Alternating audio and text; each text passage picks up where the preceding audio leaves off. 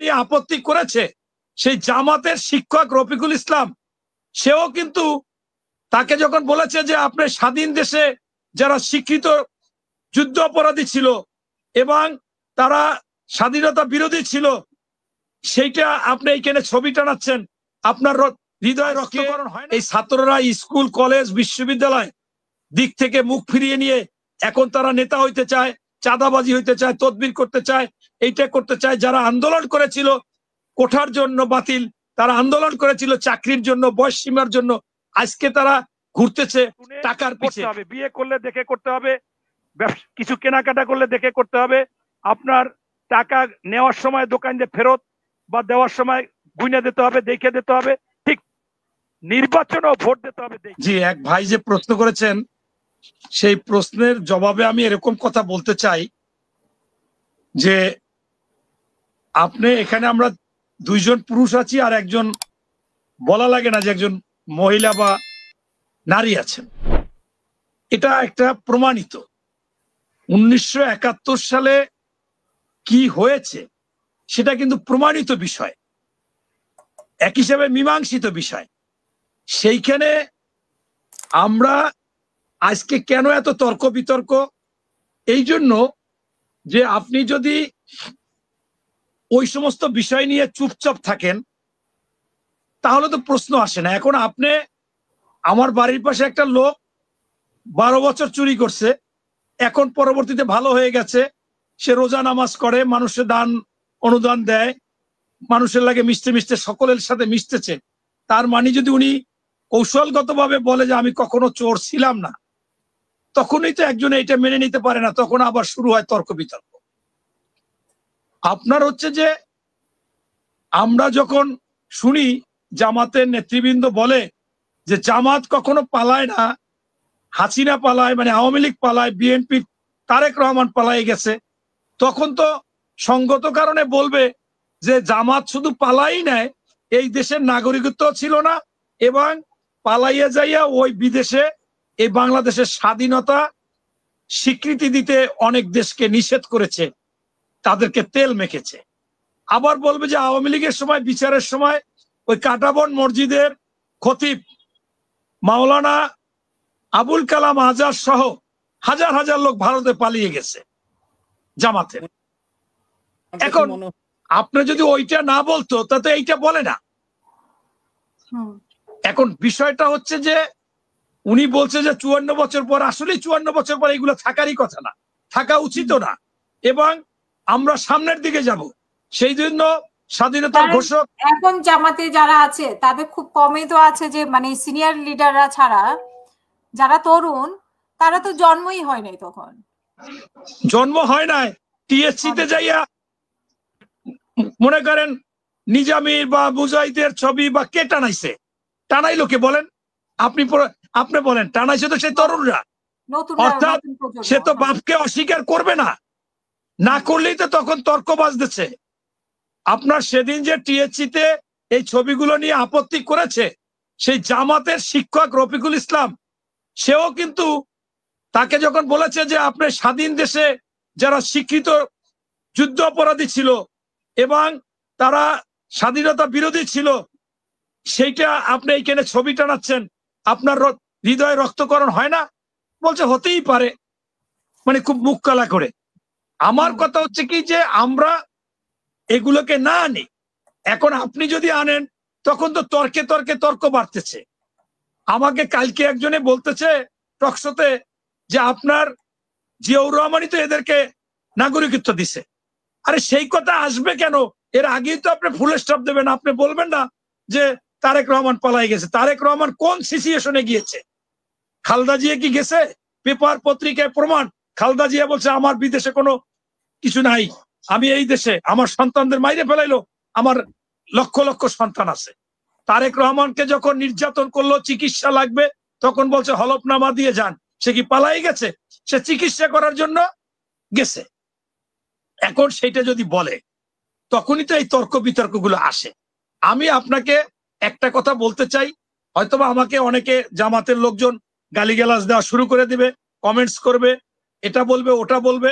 আপনাকে আমি বলতে চাই যে আপনি একটা স্বীকৃত বিষয়কে নিয়ে সেইটা নিয়ে আর বাড়াবাড়ি করা উচিত না, ওটাকে উঠানো উচিত না, নাড়ানাড়ি করা উচিত না, তাহলে তর্ক বিতর্ক হয়। পারলে আপনাদেরকে মানুষ বলতেছে, বাংলাদেশের সবাই বলতেছে যে আপনারা ক্ষমা চান, বলেন আমাদের ভুল ছিল, কিন্তু তারপরও তো বড় বড় নেতারা এ পর্যন্ত গিয়ে ইনিয়ে বিনিয়ে, আমি 5-7টা টকশোতে দেখেছি যে ডক্টর শফিকুল ইসলাম মাসুদ সে বলছে যে যুদ্ধ ভয়, ওই সময় যুদ্ধটা ভুল ছিল। এইটা যদি এখনো বলে, যেখানে শহীদ হয়েছে, মা বোনের ইজ্জত গেছে, সেই ক্ষেত্রে তো এইটা কথা আজীবন থাকবে। আমি আরো স্পষ্ট করতে চাই যে ইতিহাস বাংলাদেশ যতদিন থাকবে, ইতিহাসও ততদিন থাকবে। এই 24 থাকবে, 90 থাকবে, 47 থাকবে, 52 ভাষা আন্দোলন থাকবে। আমি মুখে বলতে পারবো এইটাকে আমরা মানি না, কিন্তু ইতিহাস মুছে যাবে না। সেই জন্য এইটাকে খেয়াল রাখতে হবে। আমি আপনার একটা সুযোগ পাওয়ার জন্য আমি বলতেছি, আমি আগে যে বলেছিলাম আমিও ছাত্র রাজনীতির পক্ষে না, এবং কেন পক্ষে না, তাদের বর্তমান সিচুয়েশনটা ভালো না, তারা সবাই টাকা পয়সার উপর আসক্ত হয়ে গেছে। আমি অনেক টকশো বক্তব্য সভা সমাবেশে বলেছি যে আমাদের ডক্টর মোহাম্মদ ইউনূস সাহেব বিশ্ববরণ্য ব্যক্তিত্ব, কিন্তু আজকে এই ছাত্ররা স্কুল কলেজ বিশ্ববিদ্যালয় দিক থেকে মুখ ফিরিয়ে নিয়ে এখন তারা নেতা হইতে চায়, চাঁদাবাজি হইতে চায়, তদবির করতে চায়, এইটা করতে চায়। যারা আন্দোলন করেছিল কোঠার জন্য বাতিল, তারা আন্দোলন করেছিল চাকরির জন্য, বয়স সীমার জন্য, আজকে তারা ঘুরতেছে টাকার পিছে, এবং এক একজনের গুলশানে বাসা ভাড়া নিয়ে থাকে। এই জন্য দায়ী আমাদের মাননীয় প্রধান উপদেষ্টা মহোদয়, কারণ উনি এই ছাত্রদেরকে উজ্জীবিত করেছিল, দল করার জন্য বলেছিল, বা প্রথমে এসে বলেছিল আমাদেরকে তারা বসাইছে। এই জন্য আমি সবসময় মনে করি ছাত্র রাজনীতি, শিক্ষক রাজনীতি, চিকিৎসক রাজনীতি এবং সাংবাদিক, আমি আপনার কাছে দুইটা প্রশ্ন করতে চাই, ঠিক আছে? তারপর আমরা ইমরান ভাইয়ের কথা শুনবো। একটা হচ্ছে যে আপনি কি একটা বক্তব্য রেখেছেন, আপনাকে অনেক দর্শকে অনেক প্রশ্ন করতেছে, আপনি কি বলেছেন কোন বক্তব্যে, যেটা ভাইরাল হয়েছে সেটা নিয়ে আপনি কি বলেছেন, সেটা নিয়ে সবাই বলতেছে যে আপনি নাকি পায়ে ধরার কথা বলছেন কিনা। আচ্ছা, এখন আমি আমার মনের কথা একটু বলি। নাহিদ এবং আসিফ মাহমুদ এরা তো সরাসরি ছাত্র শিবির থেকে আসা। আপনার হচ্ছে যে স্পষ্টভাবে আমি বলতে চাই, কোনো ইতিহাসকে বাদ দেওয়া যাবে না। 24 আমাদের কাছে গুরুত্বপূর্ণ, 71ও আমাদের কাছে গুরুত্বপূর্ণ। এখন উনি যেটা বলেছে যে 71কে নিয়ে আমরা যদি বেশি কি করি, তাহলে আমি ওনাকে বলবো আপনিও তাহলে 24কে নিয়ে বেশি উঠতেছেন। কারণ একসময় তো এই 24-এর পরে আরো 20 বছর 50 বছর পর কি তারাও ভুলে যাবে? আপনি যদি আগের ইতিহাস ভুলেন তাহলে ভুলবে, আর আপনি যদি আগের ইতিহাসকে বাদ না দেন তাহলে ভুলবে না। এখন আমি স্পষ্টভাবে মনে করি আপনার এখানে 52, এমনকি 47, এমনকি 71, 90 এবং 24 সবচেয়ে গুরুত্বপূর্ণ, কম আর বেশি সেখানে 24কে 71কে বেশি গুরুত্বপূর্ণ মনে করা হবে। আর আমি আপনাকে বলতেছিলাম যে আমি একটু সুযোগ পেয়েছি আপনাকে সেই কথাটা বলতে। সেইটা হয়েছে কি, আমি একটা সাংবাদিক সেদিন বক্তব্য দিয়ে বের হয়েছি, আমাদের একটা প্রোগ্রাম ছিল প্রেস ক্লাবে, আমাদের স্থায়ী কমিটির মেম্বার মেজর হাফিজউদ্দিন সাহেব ছিল, আমি ছিলাম। আমি বক্তব্য দিয়ে বের হওয়ার পরে আমাকে কিছু সাংবাদিকরা, যারা অনলাইন সাংবাদিক, তারা বলেছে যে আপনাদের সালাউদ্দিন সাহেব স্থায়ী কমিটির মেম্বার, তাকে তো পিআর না বুঝলে তাকে ক্লাস করতে বলেছে এবং ফ্রি ক্লাস করাবেন শিক্ষক হিসাবে জামাতের নায়েবে আমির আবু তাহের সাহেব। এই বিষয়ে আপনার মন্তব্য কি?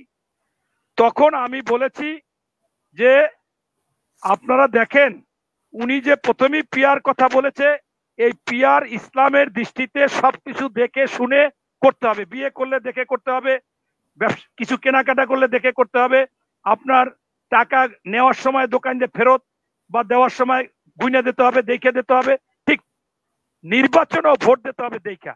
তাই অনেক খতিবরা, অনেক মাওলানারা, মুফতিরা বলেছে যে এই পিয়ার পদ্ধতি শরিয়া জাহেজ নাই, অতএব ওনারা ইসলামিক দল করে তো ওনারা এটা বলতেই পারে না। এরপর আপনি বলেছেন যে আমাদের সালাউদ্দিন সাহেবকে উনি শিক্ষা দিবে, ছাত্র হিসেবে পিয়ার বুঝাবে। আমি এখন আপনাকে বলতে হয় আমার কষ্ট নিয়ে যে আমাদের সালাউদ্দিন সাহেবকে যদি উন্নতি বুঝাইতে চায় তাহলে চামচিকাও একটা পাখি আর ঈগলও একটা পাখি। উনি একজন শিক্ষক, ওনার একটা ভিডিও ভাইরাল হয়েছে, সেইটা আমি দেখেছি, সেইটা বারবার শুনেছি। সেইটা হচ্ছে যে জনাব আবু তাহের সাহেব তার কর্মীদের নিয়ে মিটিং করেছে, সেই মিটিং এ কর্মীদেরকে বলেছে যে কর্মীদেরকে তোমরা উজ্জীবিত করো, পাগল করে ফেলো, মানুষকে গিয়ে ভোটের আগে পাও ধরবে, মানে ঠ্যাং ধরবে, ঠ্যাং, এই ঠ্যাং ধরবে, ঠ্যাং একবার ধরবে, তাদের বুঝাও যে একবার ঠ্যাং ধরে আবু তাহের যদি এমপি হয়, আবু তাহেরকে 5 বছর ঠ্যাং ধরবে। হ্যাঁ, এই কথাটা উনি বলছে। তা উনি কিরকম শিক্ষক যে ইসলামিক একটা দল হইয়া উনি প্রতারণামূলক শিক্ষা দিচ্ছে ওনার কর্মীদের। উনি বলতেছে যে আমি নির্বাচনের আগে যাইয়া কর্মী ভোটারদের ঠ্যাং ধরো, একবার ঠ্যাং ধরবা, আর আমি আবু তাহের নির্বাচিত হইলে আমাকে 5 বছর ঠ্যাং ধরবে। এইটা তারা করছে কি, সেইখানে আমার এইটাকে কাট পিস করে প্রথম বাঁশের কেল্লা ছেড়েছে। সেই বাঁশের কেল্লা ছেড়ে, সেই বাঁশের কেল্লা থেকে হাজার হাজার এই শিবির আলারা ছেড়েছে। আমি কয়েকটা আমার কাছে এসছে, আমার যেহেতু বাড়ি মোড়লগঞ্জ শরণখোলা, প্রায় সখানে বাগেরহাটের, আমি যাই দেখি যে মোড়লগঞ্জ বাড়ি, শরণখোলা বাড়ি, বাগেরহাট বাড়ি। আমি দুই একজনের ফোন করলাম যে ভাই এরকম আপনারা কাট করলেন কিভাবে?